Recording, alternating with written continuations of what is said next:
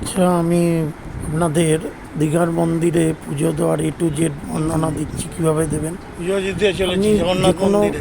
দোকান থেকেই মিষ্টির দোকান থেকে মিষ্টি নিয়ে নিতে পারেন, অথবা 6 নম্বর বা 2 নম্বর গেট থেকেও ডালা কিনতে পাওয়া যায়। সেখান থেকে ডালা নিয়ে আপনারা মন্দিরে ঢুকবেন।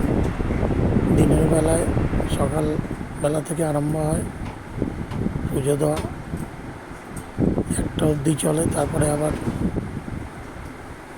বিকেলবেলার দিকেও হয়।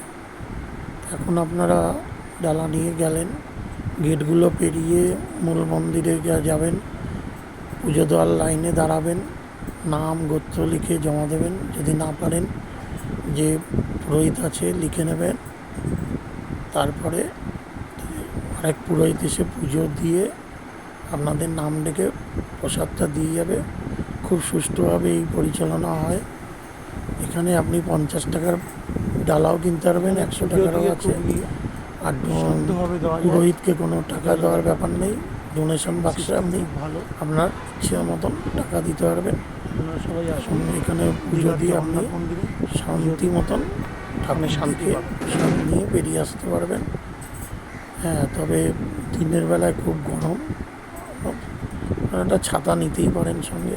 Thank you.